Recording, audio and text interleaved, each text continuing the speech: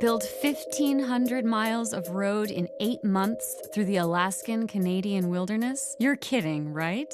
But that is exactly what happened.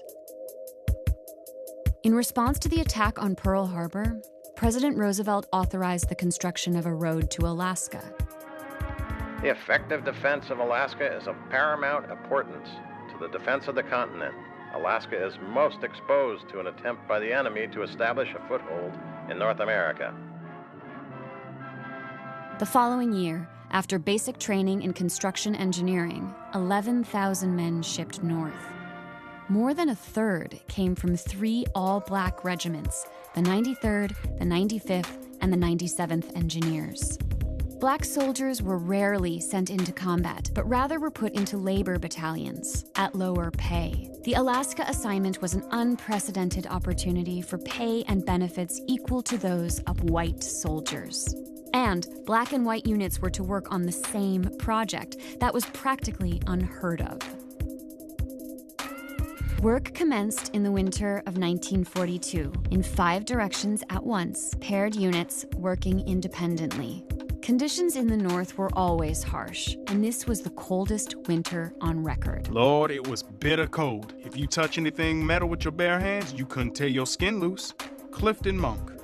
Leather would freeze. We'd take galoshes, rubber galoshes, we called them Arctics, and we'd wear 3 full pairs of socks. We'd double up on pants. Corporal Donald Nolan. For months on end, I couldn't get a real night's sleep. I had nightmares I was freezing to death. Unidentified soldier. Summer wasn't much better. Trucks sank in melting permafrost, and giant mosquitoes dive-bombed in droves.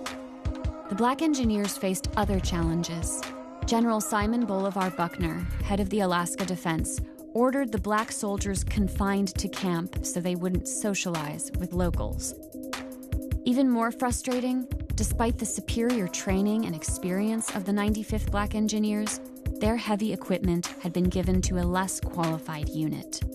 As a crowning blow, the Black Engineers were then supposed to improve the safety and durability of a road built by that same white unit. To build morale, their commander gave them a challenge: build a bridge over the fast-moving, 300-foot-wide Sicannie Chief River. This is going to be difficult. Take at least 5 days, maybe more. Are you up for it, men? Piece of cake. Oh, bet my paycheck we can do it in 4. Yeah, man. Sure we can do it. Using only hand tools, they prepared the beams and plunged chest deep into the freezing water to set the trestles. Working round the clock, they finished ahead of schedule. Work on the highway continued. 8 months after construction started, the road was complete. Many in the military had doubted African-American engineers were up to the job. I took a part in building what was considered one of the greatest engineering projects during the last century. Some people said it was second only to the Panama Canal. And we did it in record time before they said we could do it. It's taken 63 years for those people to realize that they had the best crew of men that they could have selected.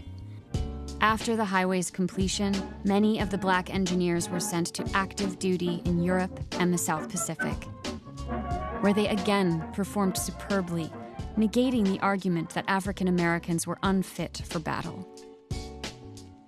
Finally, in 1948, after pressure from leaders and veterans in the African American community, President Truman desegregated the armed forces, bringing greater equality to the military.